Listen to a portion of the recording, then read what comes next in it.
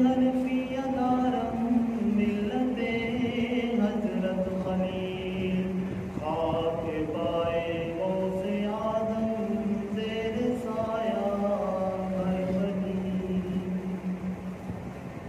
کاش محشر میں جب ان کی آمد ہو بیچے سب ان کی شوکت پہ لاکھوں سلام فتح باب نبوت پہ بے حد درود ختم دور رسالت پہ لاکھوں سلام جس نے ختم نبوت پہ پہرا دیا ایسے خادم کی خدمت پہ لاکھوں سلام کوئی معبود نہیں سوائے اللہ تعالیٰ کے جو اللہ تعالیٰ نے چاہا وہی ہو کر رہا وہی ہو کر رہے گا لاکھوں کروڑوں اربوں خربوں مرتبہ درود حضور جانے جانا حضور جانے ایمان رحمت کائنات رونق کائنات حسین کائنات جمیل کائنات کعبے کے بدرو تجا طیبہ کے شمس ضحیٰ حضور احمد مجتبیٰ جناب محمد مصطفیٰ صلی اللہ علیہ وسلم کی ذات گرامی پر آپ کے کریم اصحاب پر آپ کے عظیم والدین پر آپ کے عظیم اہل بیت پر اور قیامت تک آپ سے وفائیں اور محبت کرنے والوں پر اللہ رب العزت کی رحمتوں کا مسلسل ضرور بنائے حضرات دی وقار جمعۃ المبارک کے عظیم لمحات اور عید الاضحیٰ کا تیسرا دن عید کا بلکہ دو عیدیں ایک جمعے کی عید اور ایک عید الاضحیٰ آپ سب کو عید الاضحیٰ کی خوشیاں مبارک ہوں جہاں بڑی برکتوں اور بڑی رحمتوں والے لمحات جاری ہیں وہاں پہ ایک دکھ کی گھڑی یہ بھی ہے کہ ہم سب کو کعبۃ اللہ جانے سے روک دیا گیا ہے ملک پاکستان میں بڑے بڑے مسائل ہیں بڑے بڑے پریشانیاں ہیں لوگ کورونا کی وجہ سے بھی مارے جا رہے ہیں پریشانیاں گھیرے بیٹھے ہیں ہر چیز کا ازالہ ممکن ہے جن کے لاکھوں کے رب نے کروڑوں دے جن کے ہزاروں کے رب نے لاکھوں میں دے ہر چیز کا ازالہ ہو سکتا ہے لیکن جس طرح ہمارے پاکستانیوں کو حج بیت اللہ کی سعادت کرنے سے روکا گیا اس چیز کا ازالہ نہیں کیا جا سکتا پوری کائنات کے اندر سے لوگ اپنے رب کے حضور جاتے تھے اور لبیک اللہم لبیک کی صدائیں لگاتے تھے رب کے حضور جھکتے تھے اپنے آنسو گراتے تھے اور گڑ گڑا کے کہتے تھے یا باری تعالیٰ ہمارے گناہوں کو معافی عطا فرما دے وہاں سے لوگ ہو کے جب حضور جانے جانا کی بارگاہ میں جاتے تھے تو جا کے اپنے سارے دکھڑے میرے آقا کی بارگاہ میں رکھ کے کہتے تھے یا رسول اللہ انظر حالنا حضور ہم تو حاضر ہو گئے ہیں اب یہاں تک پہنچنا ہمارا کام تھا یہاں سے دامن ہمارا پکڑ کے رب تک پہنچانا آپ کی رحمت کا کام ہے سارے لوگ وہاں پہ جاتے تھے لیکن کبھی بھی ہمارے پاکستانیوں کو نہیں روکا گیا لیکن اب دکھ کی گھڑی یہ ہے کہ وہ جو عظیم ہمارے دن تھے وہ بھی ہم سے چھینے جا رہے ہیں اور یہ سارے کا سارا ہمارے گناہوں کا سبب ہمارے سامنے آ رہا ہے دیکھیں نا جس وقت آقا علیہ السلام نے فتح مکہ آپ نے جس وقت مکہ کو فتح کیا اس وقت سے لے کر اب تک یعنی کہ 2019 اور 20 تک کبھی بھی ایسا نہیں ہوا کہ کعبہ اللہ کو مسلمانوں کے لیے بند کیا گیا کبھی بھی ایسا نہیں ہوا ہر وقت وہاں پہ لبیک اللہم لبیک کی صدائیں لگتی رہتی ہیں لیکن حال یہ ہے کہ وہ بھی ہم سے چھینا گیا ہے ایک وقت ایسا آیا تھا جس وقت حضرت عبداللہ بن زبیر رضی اللہ تعالیٰ عنہ آپ طواف کعبہ کر رہے تھے تو یزید لاندی نے آپ کے آپ کو بڑی تکلیفوں کا سامنا کرنا پڑا۔ اس وقت صحابہ کرام اپنے شہداء کی لاشیں بھی اٹھا رہے تھے، اور اس کے باوجود رب کعبہ کے وہ گھر کا طواف بھی جاری تھا۔ انہوں نے لاشیں اٹھائیں لیکن طواف کو نہیں روکا، طواف کو موقوف نہیں کیا، بس آدھ پون گھنٹے کے لیے طواف کو روکا گیا، جس وقت بڑا ظلم انہوں نے ٹھایا، لیکن طواف پھر بھی جاری رہا۔ اس کے بعد یہ یزید لاندی یہاں سے نکلا اور جا کے حضور جانا کے در اقدس کے اوپر مسجد نبوی میں اس نے جناب والا اس وقت اس کے دروازے بند کروا دیے۔ 3 دن تک گھوڑے باندھے گئے مسجد نبوی کے اندر، اور ادھر گھوڑے بیٹھ کے وہ اپنا بول و براز لید کرتے تھے، اور مسلمان جو آقا علیہ الصلوۃ والسلام کے صحابی تھے انہیں وہاں سے نکال دیا گیا۔ تو حضرت سعید بن مسیب رضی اللہ تعالی عنہ آپ فرماتے ہیں کہ میں نے جب یہ کیفیت دیکھی نا کہ ہر بندے کو مسجد سے نکال رہے ہیں، تو بڑی یہ درد دل کی باتیں ہیں۔ آپ کہتے ہیں کہ میں نے اپنے بالوں کو بکھیر دیا، اپنے بالوں کو جناب والا بکھیر کے میں مجنوں بن گیا تاکہ مجھے مسجد سے نہ نکالا جائے۔ یزید نے جس وقت مسجد کے دروازے بند کیے تو اس نے کہا کہ یہ جو بندہ ہے یہ پاگل ہے، درویش ہے، اسے مسجد کے اندر ہی بند کر دو، چند دن مسجد بند رہے گی، اندر نہ کچھ کھائے گا نہ پیے گا تو یہ یہاں پہ مر جائے گا۔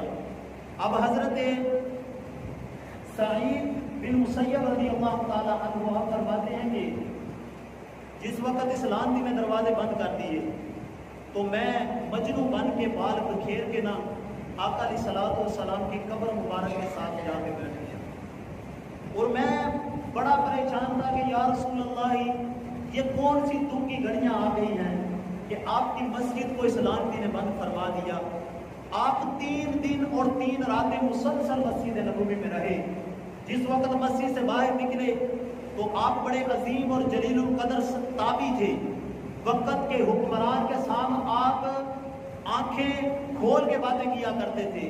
وقت کے حکمران کو آپ یزید کو اس وقت آپ نے جواب دیا، آپ نے کہا تو لعنتی ہے، تو کافر ہے، انہیں مسجد کو بند کیا۔ جس وقت آپ باہر نکلے نا تو لوگوں نے کہا کہ یا سعید بن مسیب 3 دن تک تو اندر بیٹھا رہا، تو نمازیں کیسے پڑھتا تھا، تیرے معاملات کیسے چلتے تھے؟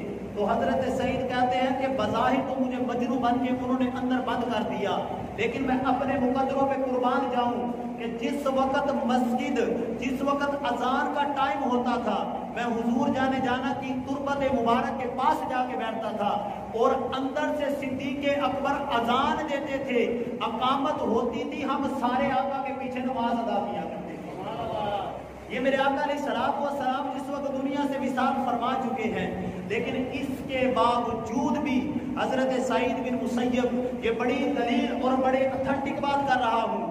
آپ فرماتے ہیں کہ میں حضور کی قبر کے پاس جا کے اپنے کان مبارک لگاتا تھا، اذان کی آواز آتی تھی، پھر حضرت ابو بکر صدیق اقامت پڑھتے تھے، اور میں اور حضرت ابو بکر صدیق اور حضرت عمر حضور کے پیچھے نماز ادا فرمایا کرتے تھے۔ وہ وقت بھی دیکھا، لیکن انہوں نے جابر حکمران کے سامنے حق کا کلمہ بلند کیا۔ مسجد نبوی کے دروازے اس وقت بھی نہیں بند ہوئے، لیکن آج حال یہ ہے کہ ہمارے مسلمانوں کو وہاں سے روک دیا گیا ہے۔ کتنے درد دل کے وہ لوگ تھے جنہوں نے جناب والا سارا سال اپنے دکھڑے سینے میں جمائے رکھتے تھے کہ ہم حضور کی بارگاہ میں جائیں گے، اور اللہ رب العزت نے فرمایا نا وَلَوْ أَنَّهُمْ إِذْ ظَلَمُوا أَنفُسَهُمْ جَاءُوكَ فَاسْتَغْفِرُوا اللَّهَ وَاسْتَغْفَرَ لَهُمُ الرَّسُولُ لَوَجَدُوا اللَّهَ تَوَّابًا رَحِيمًا۔ اے دنیا والو، جب تم اپنی جانوں کے اوپر ظلم کر بیٹھو، جب تم گناہوں کی لپیٹ میں آ جاؤ، جب تمہیں کہیں سے کوئی سہارا نہ ملے، تو اللہ قرآن میں فرماتا ہے تم سارے در چھوڑ دو، میرے محبوب کی چوکھٹ پہ آ جاؤ اور آ کے کہو یا رسول اللہ صلی اللہ علیہ وسلم آپ کے در تک آگے ہیں، جب تمہارے گناہ ہر چیز سے بڑھ جائیں گے، میرے حضور تمہاری سفارش فرمائیں گے، میں تمہارے گناہوں کو معاف فرما دوں۔ یہ تو اللہ قرآن میں فرماتا ہے کہ جب تم ظلم کر بیٹھو اپنی جانوں کے اوپر تو اس وقت گھبرانے کی ضرورت نہیں ہے، پھر آ جانا ہے در مصطفیٰ کے اوپر۔ بولیں یار پھر کہاں آ جانا جی؟ جب تم در مصطفیٰ پہ آ جاؤ گے پھر پہنچنا تمہارا کام ہے، آگے ہاتھ پکڑ کے جنت تک لے جانا یہ مصطفیٰ جانے جانا کا کام ہے۔ یہ وقت ہے، بندہ گناہ کرتا ہے لیکن حضور کا وسیلہ ڈالے۔ آج جو پریشانیاں ہیں تو ہم نے دامن رحمت کو تھامنا ہے۔ اب اللہ رب العزت نے یہ قرآن مجید میں ارشاد فرمایا کہ حضرت ابراہیم علیہ نبی جی علیہ الصلوۃ والسلام آپ کی عمر مبارک تھی 90 سال۔ کتنی جی؟ 90 سال آپ کی عمر مبارک تھی، اور خواہش ہوتی ہے ہر انسان کی کہ اللہ رب العزت مجھے اولاد عطا فرمائے۔ 90 سال آپ کی عمر ہے، لیکن امید اور تقویٰ یہ ہے کہ رب کے حضور اس عمر میں بھی کہہ رہے ہیں یا باری تعالیٰ مجھے نیک اولاد عطا فرما دے۔ تو پھر جس وقت بندے کا یقین اور تقویٰ رب کی ذات کے اوپر اپنی سوچ سے زیادہ ہو جاتا ہے، پھر اس وقت رب کائنات کی رحمتوں کا نزول ہونا شروع ہو جاتا ہے۔ آج ہمارا حال بابت یہ ہے کہ 2 3 4 سال کے اندر اولاد نہ ہو تو ہم اولاد اپنے بھائیوں سے، اپنی جناب والا بہنوں سے اور اپنی خالہ زاد کہیں نہ کہیں سے اولاد لے کے پال لیتے ہیں۔ بابا وجہ ہماری یہ ہے کہ ہم نے رب پہ توکل کرنا چھوڑ دیا ہے۔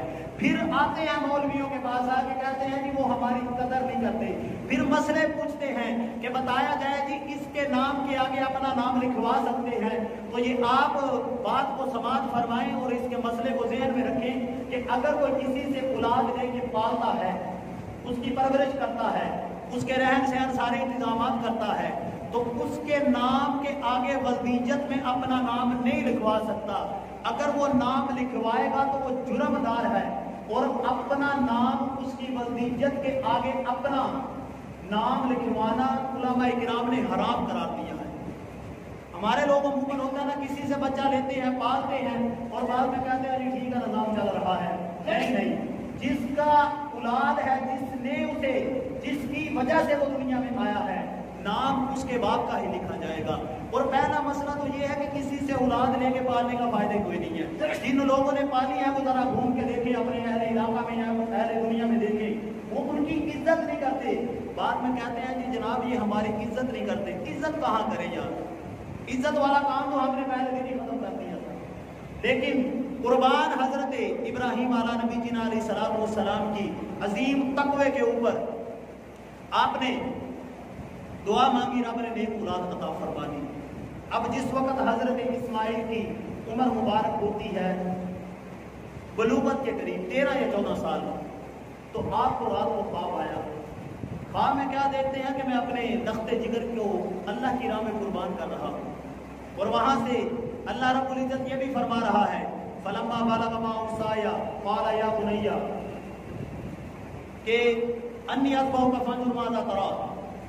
اللہ رب العزت فرما رہا ہے کہ اے ابراہیم تو نا جو تیری سب سے پسندیدہ چیز ہے اس کو میری راہ میں قربان فرما، اور اشارہ یہ مل رہا ہے کہ اپنے لخت جگر کو میری راہ میں قربان فرما۔ اب بات یہ ہے کہ 90 سال کے بعد، 10 سال یا 5 سال کے بعد گھر میں بچہ پیدا ہونا، تو جناب باپ مزدوری کرتا ہو نا، اس کے پلے کچھ بھی نہ ہو، تو وہ کوشش کرتا ہے کہ میں اپنے پورے گاؤں میں اس کی مٹیائی تقسیم کروں۔ خوشی ہوتی ہے کہ جناب رب نے اولاد عطا فرمائی ہے۔ اور یہ ابراہیم جن کو جناب والا 90 سال کے بعد اولاد ملتی ہے، رب کا ایک اشارہ آتا ہے، دوسرا آتا ہے، تیسرا آتا ہے، نبی کی خواب حق ہوتی ہے۔ آپ اپنے بیٹے کے پاس آئے اور جب آگے کہنے لگے کہ بیٹا میں نے رات کو خواب دیکھی ہے، میں آپ کو وہ ذبح کر رہا ہوں، تیرا اس بارے میں کیا خیال ہے؟ تو اب بیٹا بھی کوئی عام نہیں تھا، بلکہ نبی کا بیٹا تھا اور رب کا بھی نبی تھا۔ آپ نے فرمایا قال یا ابتی فرماتا ہوں ستجدنی انشاءاللہ من الصابرین، اے ابا جی آپ مجھے اللہ کی راہ میں قربان کریں،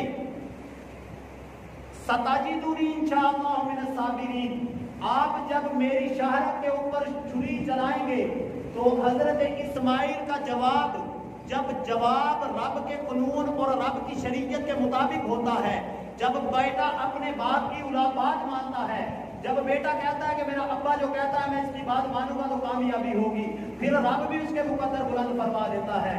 جس وقت باپ نے کہا کہ بیٹا میں نے تجھے ذبح کرنا ہے، تو بیٹے نے کہا کہ ابا جی آپ مجھے ذبح کریں، انشاءاللہ آپ مجھے صبر کرنے والوں میں سے پائیں گے۔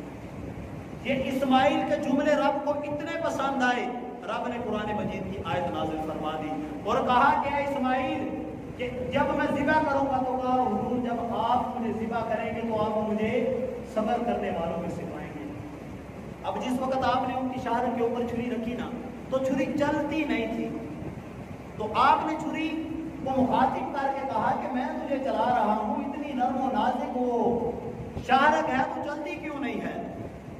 تو یہ لوہا ہے نا جناب والا، بالکل عام ہے، لوہا ہے، اسے جہاں چاہے بندہ رکھ لے، جو چاہے کر لے۔ چھری یا بندے کے قبضے میں ہوتی ہے، چھری سے مخاطب ہے کہ تو چلتی کیوں نہیں ہے؟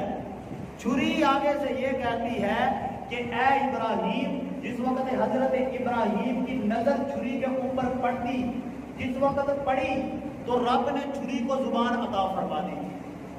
اب بولے یار تھوڑا تھوڑا بولے، نیندہ جو اٹھی جانی، بولو یار تھوڑا تھوڑا۔ آپ کے جس وقت چھری کے اوپر نظر پڑی، اس سے یہ پتا چلتا ہے کہ اللہ رب العزت کا نبی اگر لوہے کے اوپر بھی نظر ڈالے تو رب اسے بھی زبان عطا فرما دیتا ہے۔ بولے بولے اونچا بولے یار۔ اگر میرے محبوب پتھر کے اوپر نظر ڈالتے ہیں تو جناب والا راہ آقا علیہ الصلوۃ والسلام کے غلام حضرت علی المرتضیٰ فرماتے ہیں کہ جب ہم حضور کے ساتھ مدینے کے بازاروں میں جایا کرتے تھے تو جس راہوں سے ہم گزرتے تھے دور پڑے پتھر بھی کہتے تھے یا نبی سلام علیکہ۔ محبوب کی نظر پڑے تو پتھر بھی کلمہ پڑھتے ہیں۔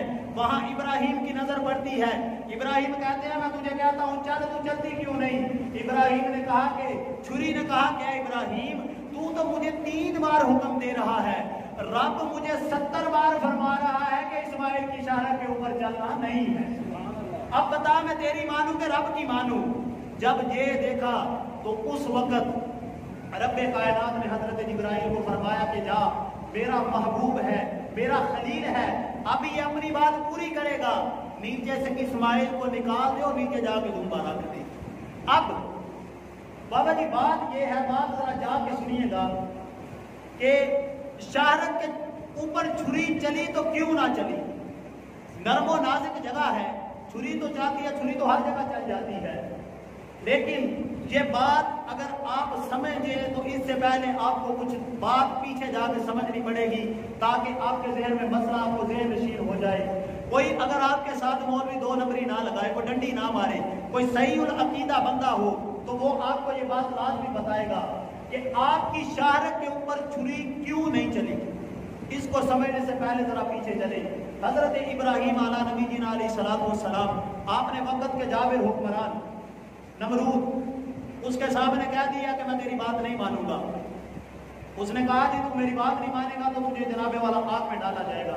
اس نے کہا آگ کی پوجا کرو، لیکن حضرت ابراہیم تو بتوں کو توڑنے کے لیے آئے تھے، بت بنانے نہیں تھے بلکہ بت توڑنے کے لیے آئے تھے۔ اس نے کہا بتوں کی عبادت کرو۔ آپ نے فرمایا میں اس رب کی عبادت کرتا ہوں جو وحدہ لا شریک ہے، میں سب کچھ قربان کر سکتا ہوں لیکن اپنے رب کے سوا کسی کے آگے جھکوں گا نہیں۔ تو نمرود نے نا اپنے ماہواریوں کو، اپنے علاقے کے لوگوں کو، اپنے غلاموں کو کہا کہ آگ جلائی جائے۔ کتنے ماہ تک آگ کے لیے لکڑیاں جمع کی گئی۔ جو کافر تھے، جو بیمار تھے، وہ منت مانگتے تھے کہ رب ہمیں شفا دے گا تو ہم وہاں جا کے لکڑیاں پھینکیں گے۔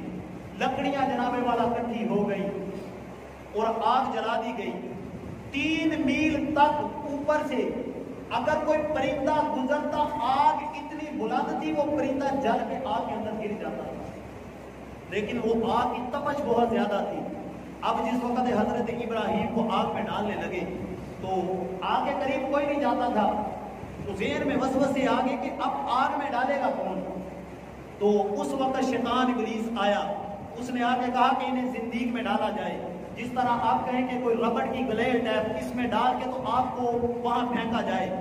آپ کو چنانچہ ایسے کیا گیا۔ تو یہ پھر تاریخ نے منظر دیکھا جس وقت حضرت اسماعیل کو اس چیز کے اندر، ربڑ کی چیز کے اندر ڈال کے آگ میں ڈالا گیا تو رب کعبہ کی عزت کی قسم ہے، آپ کا جسم تو دور کی بات ہے، آپ کا کوئی بال مبارک بھی آگ نے نہیں جلایا، کوئی بال بھی نہیں جلایا۔ اس کی وجہ کیا ہے؟ आग इतनी तपश ज़दा हो कि परिंदे 3 मील ऊपर उड़े तो वो जल के खाक हो जाए। हजरत इब्राहिम आग में जाते हैं तो आग ठंडी हो जाती है। इसकी क्या वजह है?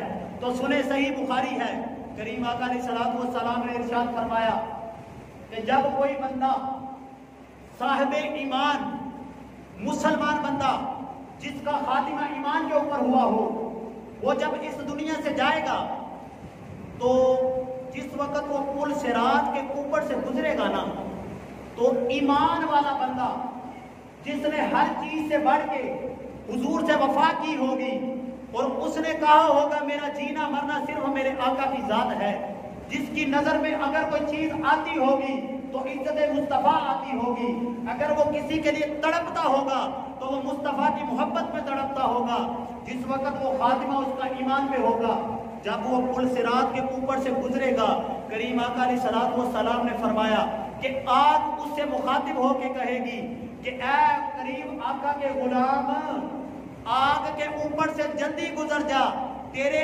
ईमान की हरारत की वजह से मैं ठंडी हो रही हूँ, कहीं ऐसा ना हो कि तू ऊपर खड़ा रहे और मैं बुझ जाऊं।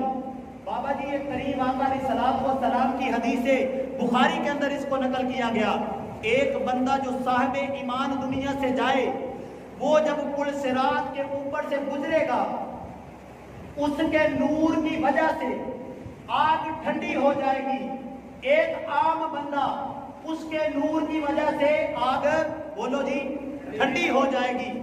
तो आप जरा तसव्वुर करें, आग आम बंदे के नूर की वजह से ठंडी हो रही है, तो जिस इब्राहिम की पुश्त के अंदर मेरे आका का नूर होगा, उस इब्राहिम को आग कैसे जला सकती है? जिसकी पुश्त के अंदर मेरे और आपके आका का नूर होगा, उसको कैसे आग जला सकती है? सबसे बड़ी वजह यह थी कि अगर आग ने आपको नहीं जलाया तो आपकी पुश्त के अंदर मेरे और आपके आका का नूर चमकता था। एक दिन ना आका अलैहिस्सलातु वस्सलाम, हजरत इब्राहिम आला नबी जी अलैहिस्सलातु वस्सलाम, आपके 2 बेटे थे, एक हजरत इस्माइल और दूसरे हजरत इसहाक। हजरत इसहाक की नस्ल में से 40,000 अंबिया रसूल तशरीफ लाए, और नबी को पता होता है वो नबी नहीं हो सकता जो गैब की खबरें नहीं देता। नबी हर चीज को जानता है, उसके सामने हर चीज होती है। हजरत इस्माइल एक दिन बैठे हुए, दिल में ख्याल आया कि या बारी ताला, मेरा भाई है हजरत इसहाक, उसकी नस्ल में से आएंगे 40,000 नबी।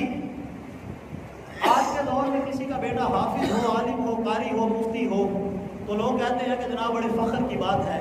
मुफ्ती हो तो लोग कहते हैं हमें मसला पूछने की जरूरत ही नहीं है, हमारा अपना मुफ्ती है। बड़े वालिदैन नाज करते हैं। मैं कहता हूँ उस हजरत इसहाक की शान क्या होगी जिसकी नस्ल में रब ने 40,000 अंबिया रसूल भेजे हुए।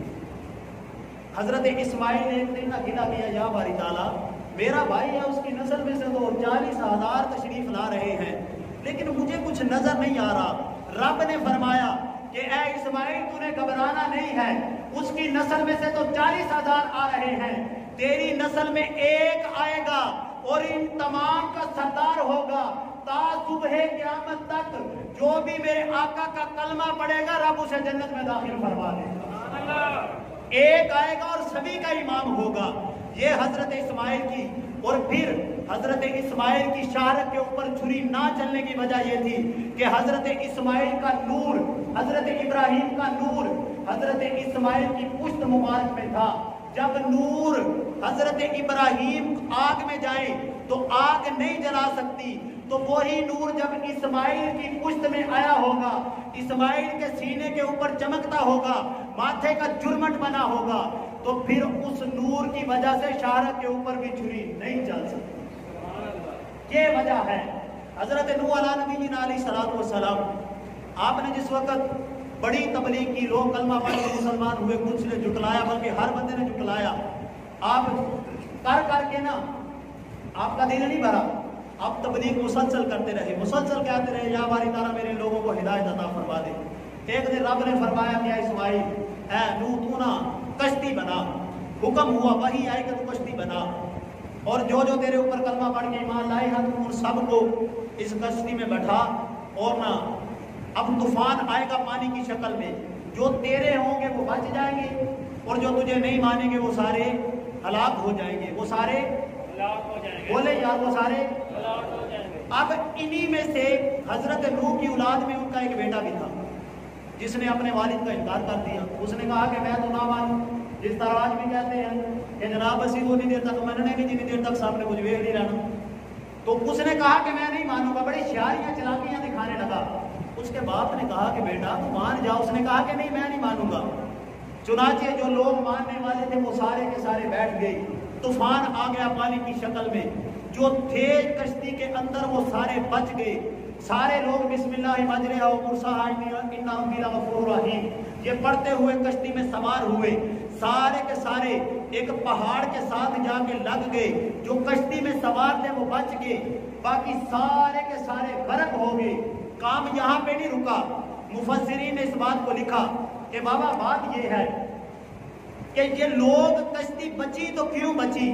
انہوں نے کہا کہ جس وقت حضرت نوح علیہ نبی جینا علیہ السلام نے کشتی بنائی، کشتی کا جو مین مرکزی دروازہ تھا اس کے ڈوبنے کی نا وجہ، بچنے کی وجہ یہ بنی، کہا کہ جس وقت اس نے کشتی بنائی، کشتی کے مرکزی دروازے کے اوپر میرے اور آپ کے آقا جناب حضرت محمد مصطفیٰ کا نام لکھا ہوا، کریم آقا کا نام کشتی کے اوپر لکھا ہو تو رب ساری کی ساری امت کو نجات دے دیتا ہے۔ تو آج کے وقت کوئی میرے آقا علیہ السلام سے محبت کرے اور حضور کا نام اپنے سینے پہ لکھے، حضور کے نالین پاک کو سینے کے اوپر لگائے، اپنے سر کے اوپر رکھے اور کہے حضور میرا تو سب کچھ آپ ہیں، میرا تو جینا مرنا آپ ہیں۔ اگر حضرت نور نام لکھتے ہیں تو رب کشتی کی صورت میں سبھی کو بچا دیتا ہے۔ آج کوئی کہے کہ حضور میں آپ کا ہوں، آپ ایک مرتبہ کہیں، محبوب 1000 مرتبہ کہیں گے تو آ جا میں تجھے ساتھ لے کے جنت میں چلا جاؤں گا۔ سبحان اللہ، نعرہ تکبیر، اللہ اکبر، نعرہ رسالت، نعرہ حیدری، شان مصطفیٰ زندہ باد، شان مصطفیٰ زندہ باد۔ اب کریم آقا علیہ السلام نے آپ نے 63 قربانیاں کی۔ قربانی کی بات یہ آپ نے 63 اونٹوں کو نہر کیا، اونٹ کو نہر کیا جاتا ہے، لیکن ہمارے حال یہ ہے کہ جناب والا نہر کرنے کا طریقہ نہیں ہے اور طرح طرح جانوروں کو تکلیفیں دی جاتی ہیں۔ آپ نے 63 اونٹ نہر کیے، 100 اونٹ آپ کی بارگاہ میں حجۃ الوداع کے موقع کے اوپر لے کے آئے۔ کتنے اونٹ جی؟ 100۔ آپ نے کیے 63، آپ کی عمر مبارک ہے 63، آپ نے 63 کو نہر کیا۔ جہاں پہ ایک بچڑے کو قربانی کرنا ہونا تو اس کے لیے 10-10 بندے اسے پکڑتے ہیں، لیکن میں کہتا ہوں کہ میں، میری ساری نسلیں، میرا خاندان ان اونٹوں کے، ان کھروں کے اوپر قربان جن کو میرے آقا کے سامنے لایا گیا۔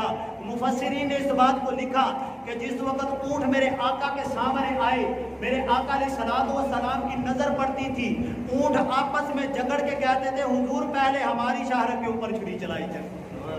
اونٹ کریم آقا کی بارگاہ میں لائے گئے اور اونٹوں کو آقا علیہ السلام نے قربان کیا۔ قربانی کرنے کے بعد جس وقت آپ مینا مزدلفہ وہاں پہ گئے، جا کے رات کو دعا کی، یا باری تعالیٰ میری امت کی بخشش فرما دے، رات کو دعا کی، صبح آپ مسکرا رہے ہیں۔ حضرت ابو بکر صدیق اور حضرت عمر نے پوچھا حضور آج مسکرانے کی وجہ سمجھ نہیں آئی، تو میرے آقا علیہ السلام نے فرمایا کیا میرے غلام ہو، مسکرانے کی وجہ یہ ہے کہ میں نے رات کو دعا کی، یا باری تعالیٰ میری امت کی بخشش فرما دے، میری امت کی بخشش فرما دے۔ تو کریم آقا علیہ السلام کے غلاموں، رب کے پیارے محبوب نے فرمایا، مجھے رب نے فرمایا کہ تو نے دعا کی ہے، جا تیری دعا کے صدقے میں نے ساری امت کی بخشش فرما دی۔ اور یار یہ تو آپ کے حق کی بات ہے، اونچا سبحان اللہ بولے۔ کریم آقا علیہ السلام اور حضرت ابو بکر صدیق نے عرض کی حضور آپ مسکرا کیوں رہے ہیں؟ تو کہا کہ میں نا ابلیس کو دیکھ رہا ہوں، شیطان کو دیکھ رہا ہوں، اپنے سر میں مٹی ڈال رہا ہے، اور ये कह रहा है कि अब मेरा वार नहीं चलेगा, क्योंकि हुजूर की जहाँ दुआ असर करती है वहाँ मेरा वार नहीं चलेगा। अब आका अलैहिस्सलाम ने जिस वक्त खुतबा हज्जतुल विदा लास्ट खुतबा दिया, आपने खुतबा दिया और कमाल की बात यहाँ पे लिखी गई कि उस खुतबे में लाखों सहाबा किराम मौजूद थे। उस वक्त ये स्पीकर नहीं थे, कोई माइक नहीं थे, कोई साउंड सिस्टम नहीं थे, लेकिन सहाबा किराम ये कहते हैं कि जिस वक्त आका अलैहिस्सलातु वस्सलाम एक चबूतरे के ऊपर खड़े हुए, करीम आका अलैहिस्सलातु वस्सलाम ने खड़े होके ऐलान अपने फरमाया कि किसी अजमी को अरबी के ऊपर, किसी अरबी को अजमी के ऊपर, किसी काले को गोरे, गोरे को काले के ऊपर कोई फकीयत नहीं। जिसने कलमा पढ़ लिया है वो सारे जग बराबर हैं, वो किसी से कोई फजीलत हासिल नहीं कर सकता। सहाबा किराम कहते हैं कि ये कमाल का मंजर था। करीम आका अलैहिस्सलातु वस्सलाम एक चबूतरे के ऊपर खड़े होके आवाज और खुतबा दे रहे थे। सहाबा किराम कहते हैं कि कमाल की बात ये थी कि जितनी आवाज पहले सहाबी को आ रही थी, कोई सहाबी जो खुतबे में शामिल नहीं हुए थे वो दूर दूर दराज अपने घरों में मौजूद थे। जितनी आवाज पहले सहाबी को आ रही थी उन्हें घर बैठे भी उतनी आका की आवाज सुनाई दे रही। ये मेरे आका अलैहिस्सलातु वस्सलाम की आवाज मुबारक है। मैं कहता हूँ वो कैसे अकीदे लेके बैठे हैं जो कहते हैं कि जनाब हुजूर नहीं सुन सकते, और मैं कहता हूँ कि अगर करीम आका उस जगह पे बैठे, एक जगह पे आवाज दें, लाखों सहाबा किराम का मजमा है जो पहले बंदे को समझ लगती है। मेरे आका को रब ने वो शान अता फरमाई है, आखिरी बंदा भी वो सुनता है। करीम आका को रब ने वो ताकतें अता फरमाई हैं। अगर आज हम यहाँ पे इस मस्जिद में कहते हैं या नबी सलाम अलैका, तो करीम आका अलैहिस्सलातु वस्सलाम हम गुलामों का दुरूद व सलाम भी सुनते और सवाल फरमाते हैं। सुभान अल्लाह। कहते हैं कि नबी को खबर नहीं है, हम कहते हैं तड़पे जो हम यहाँ तो मदीने खबर गई। कोई मेरे आका का बन के तो देखे, कोई हुजूर के दर पे आके तो देखे। फिर वो कहा था क्यों तू आया ना दर दे क्यों बदनसीबा, हजारा रगा विच रंगे थे मोहम्मद, कतरे को समंदर जर्रे को किनारा करते हैं, कौनैन को खम आ जाता है जब जुल्फ सवारा करते हैं। ये मेरे आका अलैहिस्सलातु वस्सलाम है। मसाइल कुर्बानी के हैं लेकिन शान आका की है। बात बाबा ये है, कुर्बानी भी अगर कबूल होगी तो ये दरे मुस्तफ़ा के सदके से ही कबूल होगी। मैंने और आपने कुर्बानियां की और कुर्बानियां करके हमने वाकई जो कुर्बानी के हक थे वो अदा किए, लेकिन असल हक ये है कि अब हम कुर्बानी के साथ साथ अपनी जो झूठी कहानियां हैं, झूठी अदावतें हैं, झूठी कुदूरतें हैं, झूठा हसद है, लोगों को तकलीफें देते हैं, लोगों के बारे में तरह तरह के हमने ज़हन में घटिया ख्याल पाल रखे हैं, उन चीज़ों को भी सिवा करें। जिस तरह हम कुर्बानी करके रब के हुजूर माफ़ी मांगते हैं कि कुर्बानी हमने की है, इसकी वजह से रब हमारे गुनाहों को माफ़ी अता फरमा देगा, लेकिन जिस वक्त हम अपने नफ्स के ऊपर भी छुरी फेरेंगे और हर एक को माफ़ करके रब के हुजूर आके झुक के कहेंगे या बारी ताला हमने लोगों को माफ़ फरमा दिया, तू हमें माफ़ फरमा दे, तो जिस वक्त हम लोगों के साथ अच्छा ताल्लुक कायम रखेंगे, मोहब्बत इखलाक की ज़िंदगी गुजारेंगे, फिर रब हमारी नमाजें नहीं देखेगा, ये देखेगा कि इस बंदे ने मेरे एक बंदे को राज़ी कर लिया।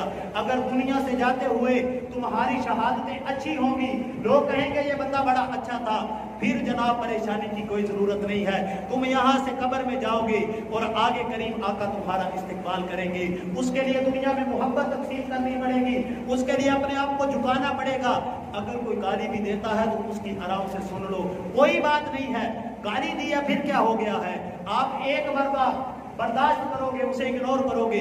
वो अगर कोई दानिशवर बंदा होगा या अक्लमंद होगा, बल्कि अक्लमंद तो गाली देता ही नहीं है, अगर वो जिस तरह का भी घटिया किस्म का भी होगा, एक मरतबा आप जवाब नहीं देंगे तो वो अल्लाह के फजल से हिदायत उसे मिल जाएगी। अल्लाह रब्बुल इज्जत हुजूर जाने जाना की गुलामी नसीब फरमाए।